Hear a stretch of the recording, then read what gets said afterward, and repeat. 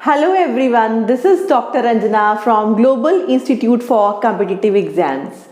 Welcome to the 12th video of Ancient Indian History. और बेटा आज हम करने जा रहे हैं बात रिगार्डिंग शैविज्म एंड भागवतिज्म। और ये जनरली बेटा वो एरिया है जिसको कि स्टूडेंट्स प्रिपेयर करना भूल ही जाते हैं। जैनिज्म बुद्धिज्म को बेसिकली जो भी स्टूडियस हैं वो तैयार करते हैं। तो ये थोड़ा लेसर नोन एरिया है बेटा। इस एरिया में हम अच्छे से तैयारी नहीं करते, लेकिन अगर आप ध्यान देंगे पुराने क्वेश्चंस उठा के अगर आप किसी भी एग्जाम के नोटिस करेंगे तो आपको शैविज्म और भागवतिज्म के ऊपर क्वेश्चंस पूछे जाते हैं, राइट। तो इसको भी कवर करते हैं। क्यों हम इसको छोड़ के चले? रीजन बीइंग कि यही 3-4 क्वेश्चंस ऐसे होते हैं जो एग्जाम में फिर हमें पता नहीं चलता कि इसका आंसर क्या होना चाहिए। देखने में बेटा सुपरफिशियली तो आसान होते हैं, लेकिन अगर आपने इसको नहीं पढ़ा है ध्यान से तो आप इसको कैरी नहीं कर सकते, ठीक है। तो चलिए स्टार्ट करते हैं। First question is regarding Ardhanarishvara, a figure of half Shiva and half Parvati represents. Comparatively जो नॉर्दर्न इंडियन है उन लोगों को इनके बारे में पता होता है, क्योंकि ये नॉर्दर्न इंडियंस की ही कंसेप्ट है, जिसमें कि हम ऐसा फोटोग्राफ्स के अंदर भी देखते हैं कि एक ऐसी फिगर जिसमें कि हाफ बॉडी जो है वो मेल है, हाफ बॉडी फीमेल है, और उसको हम हिंदुइज्म के अंदर बोलते हैं अर्धनारीश्वरा। तो यहाँ पे वो लॉर्ड शिवा हाफ जो मेल पार्ट है और जो फीमेल पार्ट है वो माता पार्वती को रिप्रेजेंट करती हैं। तो क्वेश्चन पूछ रहा है कि वो किस चीज को सिंबलाइज करता है। First is union of male and female, union of God and goddesses, union of God with his शक्ति, नन ऑफ द अबव। तो फर्स्ट 3 ऑप्शंस क्लोजर हैं। अगर आपने इस कंसेप्ट के बारे में नहीं पढ़ा तो आप गड़बड़ कर सकते हैं, जबकि इसका आंसर स्ट्रेट है union of God with his शक्ति, क्योंकि शक्ति को फीमेल फॉर्म में देखा जाता है बेटा। जैसे कि कंसेप्ट है पुरुष एंड प्रकृति, हाँ, तो Prakriti is more of the female representation, Purush is more of the male representation. तो उन दोनों ही कॉम्बिनेशन से ही ये मान के चलते हैं। अब हम स्पिरिचुअलिज्म की बातें कर रहे हैं तो हमें डेफिनेटली रेफर करना ही पड़ेगा ऐसी बातों को कि जो भी यूनिवर्स की उत्पत्ति है वो इन दोनों से हुई है। So the Ardhanarishvara represents a constructive and generative power. Construction को शो करता है ये। Ardhanarishvara symbolizes male and female principles can not be separated, और ये भी सिंबलाइज करता है कि मेल और फीमेल हमेशा दोनों कंबाइन होते हैं। जैसे कि अगर हम थोड़ा सा इस बात को समझने की कोशिश करें with the help of psychological principles, तो वहां पे भी हम ये मानते हैं कि हर एक ह्यूमन बीइंग में मेल और फीमेल दोनों काउंटर पार्ट्स होते हैं। जो मेल्स हैं उनके अंदर मेल पार्ट जो है वो डोमिनेट करता है, बट एट द बैक उनके अंदर फीमेल इमोशन, सारा फीमेल जो पर्सनैलिटी के एस्पेक्ट्स है वो होते हैं। And vice versa is for the females. Females के अंदर भी मेल्स की पूरी क्वालिटीज होती हैं, लेकिन सोशल सेटअप में आने की वजह से डोमिनेशन में जो है वो फीमेल्स क्वालिटी होती हैं, ठीक है। And it conveys the unity of opposites in the universe. इसी तरह से पूरे यूनिवर्स के अंदर भी ये जो अपोजिट्स है उसकी यूनिटी पाई जाती है। So this is the concept of Ardhanarishvara. कभी भी क्वेश्चन आ जाए तो अब आप आसानी से इसको कर पाएंगे। नेक्स्ट क्वेश्चन बेटा बात करते हैं हु वर नायनार्स। तो नायनार्स ये बेटा अब थोड़ा साउदर्न इंडिया में हमें जाना पड़ता है। ये क्वेश्चन इनफैक्ट मैंने CDS में, IAS में और बहुत सारे स्टेट एग्जाम्स में देखा है। बहुत ही आसान इसका आंसर है बच्चे। नायनार्स जो है वो किसको फॉलो करते हैं? वो लॉर्ड शिवा को फॉलो करते हैं, ठीक है। तो साउथ इंडिया के अंदर बेटा एक्चुअली लॉर्ड शिवा और लॉर्ड विष्णु, राइट, ये 2 डिफरेंट कह लो के ग्रुप्स थे सेंट्स के, जो एक दूसरे के एंटी थे।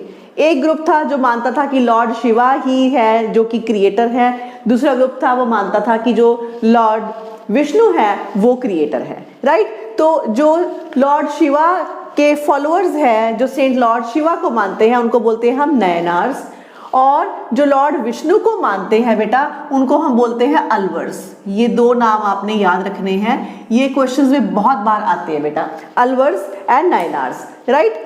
तो याद करने के लिए कैसे करिए? याद करने के लिए इसको उल्टा कर लीजिएगा। देखिए नारायण क्योंकि ये आपस में मिक्स हो जाता है कि कौन से नायनार्स है कौन से अलवर्स है। तो मैं आपको क्लू देती हूँ। देखिए नायनार्स है ना, नायनार्स N से स्टार्ट होता है, N इज फॉर नारायण हम कह सकते हैं, है ना।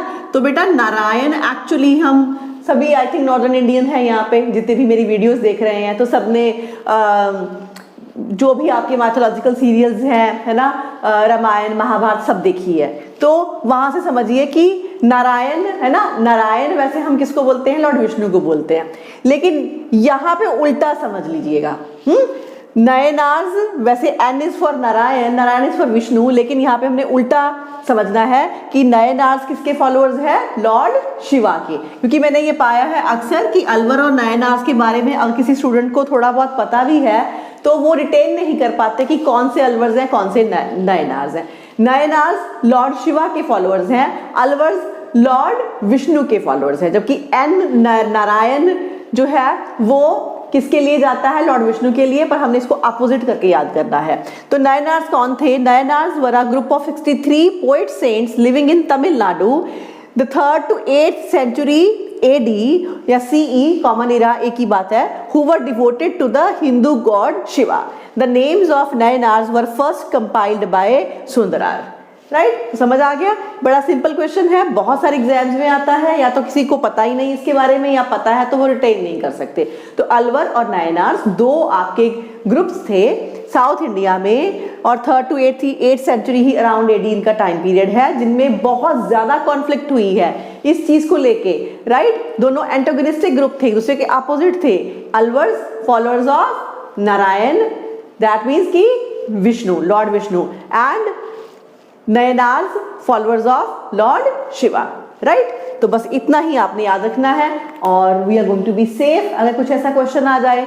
राइट, स्टोरीज ही है बेटा ये सारी, तो थोड़ा अगर हम इसको स्टोरी फॉर्म में रिमाइंड रख लें तो बहुत अच्छा हो जाएगा, हमारा क्वेश्चन जो है वो कभी भी गलत नहीं होगा, और ऐसे क्वेश्चंस अक्सर पूछे जाते हैं एग्जाम के अंदर।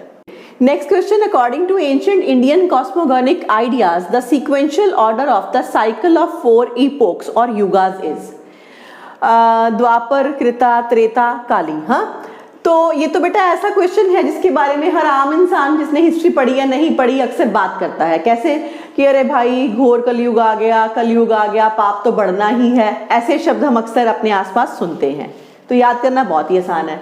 तो ये माइथोलॉजी है, ये माना जाता है कि पूरे यूनिवर्स के अंदर, अगर हम अर्थ की यहाँ पे बात कर रहे हैं टू बी वेरी स्पेसिफिक, 4 युग हैं।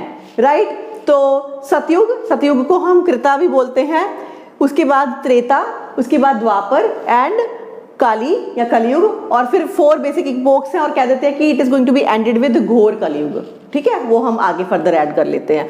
कंसेप्ट क्या है, कंसेप्ट होती है बेटा कि सत्वगुण, राइट, तमोगुण, हाँ, अच्छे गुण और बुरे गुण। तो सतयुग में या कृता में मान के चलते हैं दिस इज 100%, त्रेता में मान के चलते हैं कि दिस इज 75%, राइट, कि उसके अंदर अब आपका 75% मतलब 1/3 है ना, और 2/3 पार्ट आपका जो है इसके अंदर हम डिवीजन कर देते हैं कि अब कुछ जो है वो तमोगुण भी वहां पे एंटर कर गया है। द्वापर मतलब 50-50% हो चुका है। राइट, इसमें 75 है, 25 is bad qualities, 75 is good qualities. Dwapar is 50% good qualities सत्व एंड 50% जो है वो आपका तमोगुण। और उसके बाद फिर हम कली में आ जाते हैं। नाउ वाइस वर्सा हो जाएगा, 25:75, 75 जो है वो आपका तमोगुण आ गया, 25 इज द सत्वगुण। और उसके बाद नेक्स्ट हम बात करते हैं कि घोर कलयुग, जिसमें कि मैक्सिमम जो है वो आपका अराउंड क्लोज टू 100% हो जाता है, जिसमें बोलते हैं कि तमोगुण, पाप, ठीक है, नेगेटिविटीज, बुरे कर्म। तो ये एक कॉन्सेप्ट है, मानिए ना मानिए, हमारा इसमें कोई ऐसा मोटो नहीं है कि आप इसको मानते हैं नहीं मानते हैं, दैट इज समथिंग डिफरेंट। हमें समझना है अपने एग्जामिनेशन पॉइंट ऑफ व्यू से। अगर आप ऐसी चीज़ों को मानते हैं, वेल एंड गुड, नहीं मानते हैं, इवन वेल एंड गुड, ये हमारा इशू नहीं है यहाँ पे कि हाँ ऐसा है, ऐसे युग है या नहीं है। हमारा इशू है कि हमें इसको समझना है as a sort of a knowledge, और इसको एग्जामिनेशन के पास मतलब अपने दिमाग में तब तक लेके चलना है और क्वेश्चंस को सॉल्व करना है। राइट, सो ये 4 युग का ऑर्डर है बेटा। कृता या सतयुग की बात है, कृता, त्रेता, द्वापर एंड कलयुग। सिंपल क्वेश्चन है, लेकिन कंसेप्ट नहीं पता है तो आप इस क्वेश्चन को नहीं कर पाएंगे। Next, which one of the following was शैवा sect in ancient India. तो ये बहुत ही अनकॉमन क्वेश्चन है बेटा। तो इसको बहुत डिटेल में नहीं जाएंगे, लेकिन 3-4 बार देखा इस क्वेश्चन को इसलिए पिक किया। तो शैवा सेक्ट को लेके एक मता मयूरा नाम का सेक्ट है, तो ये जो है वो शैविज्म को फॉलो करता है। बस मता मयूरा इतना ही लर्न कर लीजिएगा, इसकी हम डिटेल में जाने की हमें जरूरत नहीं है। Next question, who contributes the most in the development of भगवता सेक्ट? तो भागवतिज्म कब पॉपुलर हुआ ज्यादा?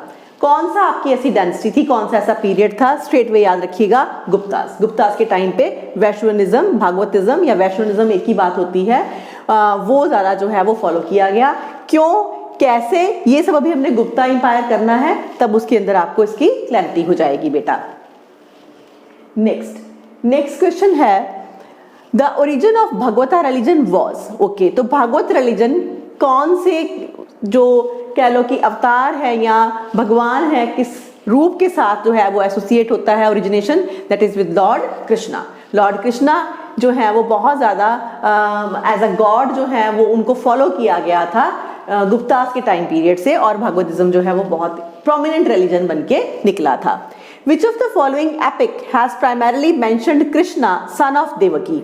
This is very very important question बेटा, बहुत सारे एग्जाम्स में क्वेश्चन आता है कि कहाँ से हमें पता लगा कि लॉर्ड कृष्णा की जो हम स्टोरी करते हैं कि वो देवकी के बेटे थे। तो ये स्ट्रेट वे याद कर लीजिएगा बेटा, छंदोग्य उपनिषद में हमें ये रेफरेंस मिलता है जिसमें कि ये लिखा गया है कि lord Krishna was son of Devaki. Next, who among the following deities is represented in the art of holding the plow? तो इनमें से कौन से ऐसे डाइटी हैं जिनको हम रिलेट करते हैं? प्लो मीन्स हल, है ना, तो हलधर, है ना, हलधर कौन से ऐसी डाइटी हैं उनको बोलते हैं? This is Balarama. Lord Krishna के बड़े भाई हैं बलराम, तो वो उनको जो है हलधर भी बोलते हैं क्योंकि वो अपने साथ जो है मतलब के सिंबलाइज करते हैं, वो हल कैरी करते थे। ठीक है। Next, the Besnagar inscription of Heliodorus is associated with, तो ये इंस्क्रिप्शन बहुत इंपॉर्टेंट है बच्चे, एंशिएंट इंडिया में इसको लेके क्वेश्चंस आते हैं। बेसनगर इंस्क्रिप्शन हेलिडोरस ने बनाया, इसीलिए ऑफ हेलिडोरस के नाम से ही लिंक है। तो ये लॉर्ड वसुदेवा, कृष्ण भगवान का दूसरा नाम वसुदेवा भी है, उनको रेफर करता है, ये आपने याद रखना है। थोड़ा सा इंस्क्रिप्शन के बारे में डिटेल करना जरूर चाहिए हमें, राइट, क्योंकि इसको लेके बहुत से क्वेश्चंस आते हैं। The Heliodorus pillar is a stone column that was erected around 113 BCE in central India in Besnagar. तो कहाँ पे है ये? विदिशा, एग्जैक्टली मध्य प्रदेश के अंदर है। ठीक है, अराउंड 113 BC के अंदर जो है वो इसकी कंस्ट्रक्शन की गई थी। And the pillar was called the Garuda standard by Heliodorus, इसी को गरुड़ा पिलर भी बोलते हैं, हेलिडोरस ने इसको गरुड़ा स्टैंडर्ड बोला, referring to the deity Garuda. तो यहाँ इस मतलब डाइटी को हम रेफर यहाँ पे गरुड़ा के साथ भी करते हैं। The pillar is commonly named after Heliodorus. Heliodorus भी बोला गया है कि ऑफ हेलिडोरस नाम रखा गया है, तो क्यों? क्योंकि हेलिडोरस ने बनाया है। कौन है वो? हेलिडोरस who was an ambassador of the Indo-Greek king। Indo-Greek king का ये एम्बेसडर था इंडिया में। वो जो इंडो-ग्रीक किंग है उसका नाम क्या है? Antialcidas from Taxila and was sent to Indian ruler Bhagabhadra. तो भागभद्रा इंडियन रूलर थे, इनकी कोर्ट के अंदर हेलिडोरस जो है वो एज एन एम्बेसडर था इंडो-ग्रीक किंग एंटियलिसिडस का, right. Now a dedication written in Brahmi script, इसके ऊपर जो लिखावट की गई है वो ब्रह्मी में है। Was inscribed on the pillar venerating Vasudeva the deva deva, और वसुदेवा रेफर किया गया है नाम, और उनको गॉड ऑफ गॉड्स कहा गया है एंड द सुप्रीम डाइटी कहा गया है, right. And the pillar also glorifies the Indian ruler as Bhagabhadra the saviour. तो भागभद्रा का रेफरेंस भी उस पिलर के ऊपर हमें मिलता है। Next, the earliest archival evidence related to Bhagavata religion is. अब अगर हमने ये पढ़ लिया, नेक्स्ट दो क्वेश्चंस इजी लगेंगे। तो अर्लीस्ट, सबसे पहली अर्लीस्ट जो है आपकी रेफरेंसेस हैं वो भागवतिज्म की कहाँ पे मिलती हैं? बेसनगर इंस्क्रिप्शन ऑफ हेलिडोरस से हमें मिलती हैं। And which incarnation of Vishnu is depicted as saving the earth from the sea। तो अब बेटा आपके जो है लॉर्ड विष्णु के 10 अवतारों का बहुत ज़्यादा जिक्र आता है, वो उनका भी अभी हम डिस्कशन करने वाले हैं। तो यहाँ पे क्वेश्चन ये पूछ रहा है कि कौन सा ऐसा लॉर्ड विष्णु का जो है वो इनकारनेशन थी जिसमें कि ये एक स्टोरी उनके साथ लिंक्ड है कि उन्होंने धरती को सेव किया था वो समुद्र में से निकाल के लेकर आए थे, तो वो जो स्वरूप है दैट इज बेटा वराहा, राइट। और ये 10 इनकारनेशन जो है वो हम डेफिनेटली करेंगे डिटेल में, क्योंकि 10 इनकारनेशन को लेके क्वेश्चन आ जाता है। बिल्कुल मुश्किल नहीं है, थोड़ा स्टोरी टाइप करके समझ लीजिए। एक बार स्टोरी अगर माइंड में आपने रख ली, जैसे बचपन में हम सुनते हैं, तो क्वेश्चन हम आराम से कर लेंगे। तो 10 अवतारा माना गया है are the 10 primary avataras of lord Vishnu and principal Hindu god. तो कौन से वो 10 अवतारा है बेटा? मत्स्य, कुरुमा, वराहा, नरसिम्हा, वामना, परशुरामा, रामा, कृष्णा और बलरामा। क्योंकि अलग अलग रेफरेंसेस में ये 10 अवतार अलग अलग बुक्स के अंदर हैं, हिंदू बुक्स के अंदर भी हैं, इवन ये रेफरेंसेस आपको जैन जो है टेक्स्ट के अंदर भी मिलता है, बहुत सारे टेक्स्ट में हमें रेफरेंस मिलता है, तो थोड़ा थोड़ा उसमें डिफरेंस है। तो इसी वजह से हमने उसको जो मोस्ट एक्सेप्टेड है वो ये है, लेकिन कहीं कहीं जो डिफरेंस है वो मैंने आपको और डाल के दे दिया है। तो कई जगह पे आपको 8th जो है वो कृष्णा मिलता है, और कई रेफरेंसेस में 8th जो है वो बलरामा मिलता है। 9th जो है, अगर आपको 8th बलरामा मिलता है तो फिर 9th आपको कृष्णा मिलेगा, लेकिन अगर 8th कृष्णा है तो 9th is Buddha and 10th is कल्कि।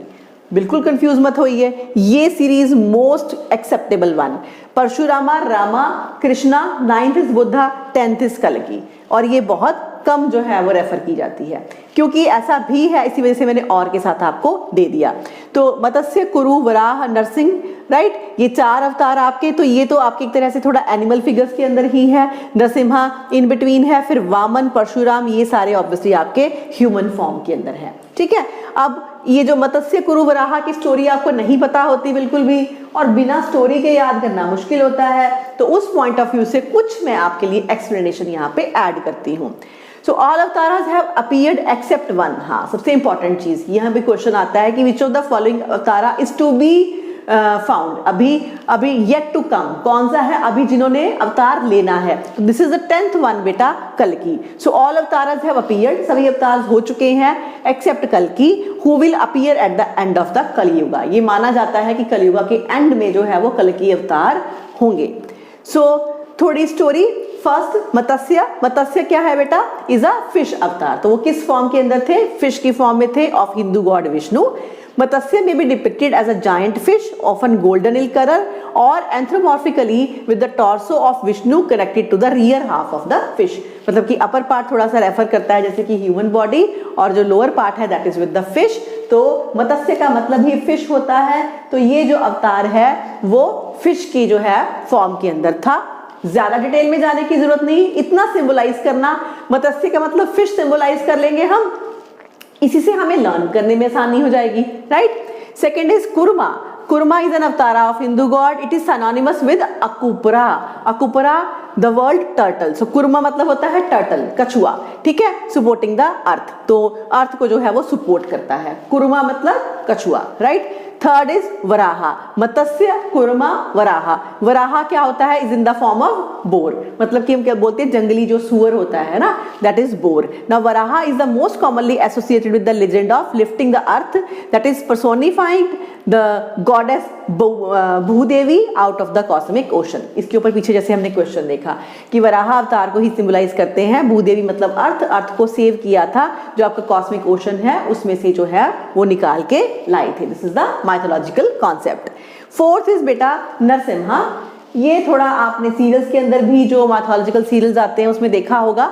Narasimha sometimes known as Narsingha, that is man lion. Half body जो है वो मैन है, और जो माउथ फेस है, अपर पार्ट है, that is basically of lion. So it's a fierce avatar of Hindu god Vishnu, one who incarnates in the form of part lion and part man to destroy evil. क्यों अवतार हुआ था ये ध्यान देना है क्वेश्चन पॉइंट ऑफ व्यू से, बुराई को खत्म करने के लिए, and and religious persecutions and calamity on the earth, thereby restoring dharma. Dharma जो है वो बना के रखने के लिए, जो भी धर्म का नाश कर रहे हैं उनको खत्म करने के लिए। Narasimha is described as the god of destruction. So इनको हम डिस्ट्रक्शन का गॉड भी बोलते हैं, who destroys the entire universe at the time of great dissolution, that is Mahapralaya. तो ये माना जाता है बेटा कि 4 युग के बाद आपका घोर कलयुग और घोल कलयुग के बाद माना जाता है कि महाप्रलय होगी, कंप्लीट डिस्ट्रक्शन होगी, और फिर से दोबारा कंस्ट्रक्शन स्टार्ट होगी अर्थ पे। Narasimha is described as the god of destruction who destroys the entire universe at the time of great dissolution.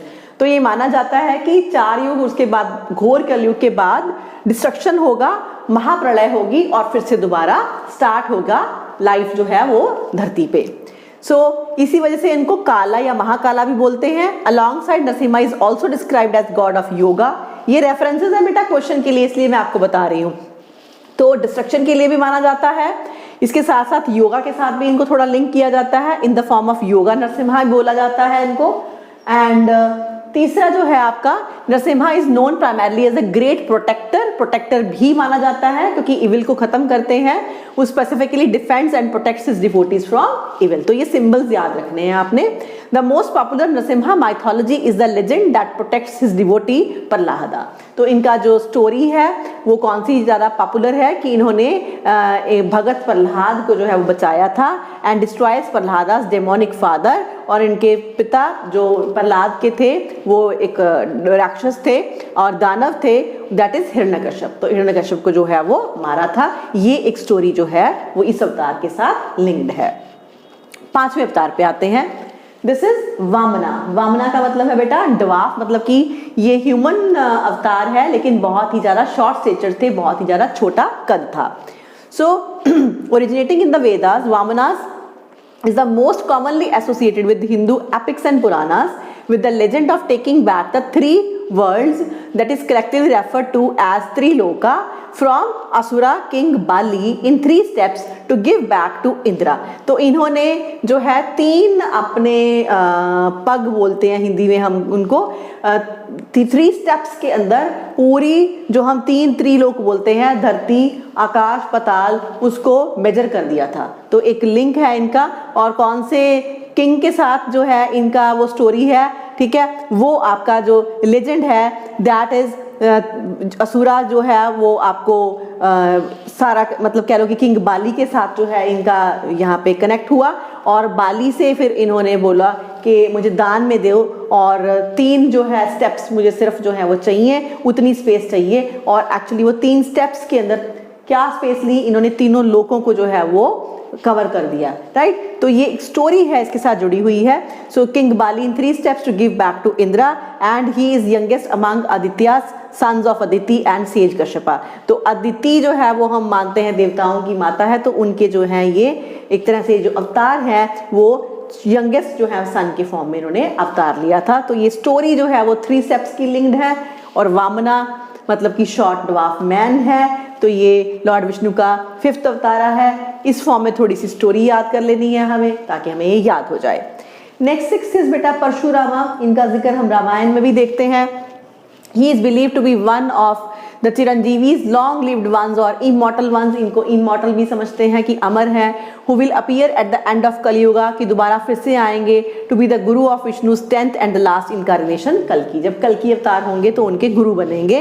He carried a number of traits which included not only aggression, warfare and valour, but also serenity, prudence and patience. तो मतलब कि एक तरह से शांति भी है, तपस्या भी है, लेकिन उसके साथ साथ जो है वो अग्रेशन भी है, और जो भी मतलब कह लो कि बुराई है उसको खत्म भी करते हैं, right. So born to Jamadagni and Renuka, Parashurama was foretold to appear at the time when overwhelming evil prepared on the earth. सो जब बहुत ज़्यादा बुराई बढ़ती है, बुराई प्रिवेल करती है, उस टाइम पे मानते हैं कि ये अवतार लेते हैं। एंड क्षत्रिय क्लास, और खास करके माना गया कि क्षत्रिय के अगेंस्ट थे। जब क्षत्रिय क्लास बहुत पावरफुल हो गई और उसने बहुत ज़्यादा जुल्म किया, बहुत ज़्यादा तंग किया, धरती पे बहुत उत्पात मचाया, उस टाइम पे इन्होंने क्षत्रियास को जो है वो खत्म किया था। इस बात को आपने याद रखना है।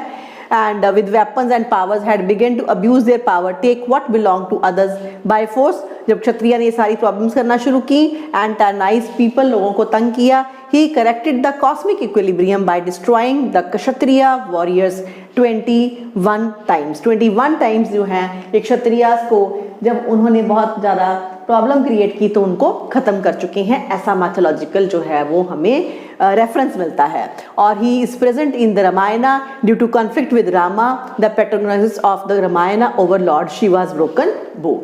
तो ये स्टोरी है जब आपका राम और सीता स्वयंवर होता है, उस टाइम पे स्वयंवर के अंदर एक शर्त होती है कि उन्होंने एक धनुष को जो है वो तोड़ना है, जो कि लॉर्ड शिवा ने दिया होता है, जिसको कि तोड़ना आसान मतलब पॉसिबल नहीं होता, एक्सेप्ट कि आप जो है वो कोई इनकारनेशन ना हो। तो वो जो है लॉर्ड रामा ने तोड़ा, और उस टाइम पे हम एक संवाद देखते हैं परशुरामा विद लॉर्ड रामा। तो ये रेफरेंस हमें रामायण में मिलता है। उसके बाद 7th इनकारनेशन है बेटा of lord Rama, and Rama is said to have been born to Kaushalya and Dasharatha in Ayodhya and the ruler of the kingdom of Kosala. Kingdom कौन सी थी? वो कोसाला थी बेटा।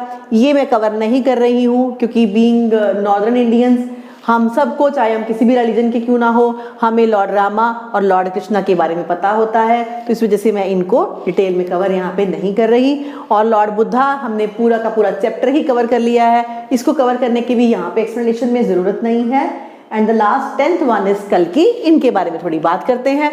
and is the professed 10th and final incarnation of Hindu god Vishnu to end the Kali Yuga, one of the 4 periods in the endless cycle of existence and in Vaishnavism cosmology. The end of Kali Yuga states this will usher in the new epoch of Satyuga. कलयुग जब खत्म होगा तो फिर से सतयुग आएगा in the cycle of existence until महाप्रलय, the great dissolution of the universe. इस तरह से ही ये युग चलते रहते हैं। The description and the details of Kalki are different among various Puranas. Kalki is also found in Buddhist texts. इसका जिक्र बुद्धिस्ट टेक्स्ट में भी है। फॉर एग्जाम्पल इवन काल चक्र तंत्रा ऑफ तिब्बतन बुद्धिज्म, तो बुद्धिज्म के अंदर भी हमें इसका रेफरेंस मिलता है, राइट। इवन हमें इसमें सिखिज्म के अंदर भी रेफरेंस मिलता है जब हम दसम पिता जो हैं गुरु गोविंद सिंह जी की बानी की बात करते हैं, ठीक है। तो बस इतना from the reference point of view मैंने आपको स्टोरीज बता दी ताकि आप इसको लर्न कर सको। अदरवाइज ये 10 अवतारास लर्न नहीं होते और इन पे क्वेश्चन किसी ना किसी एग्जाम में जनरली आ जाता है।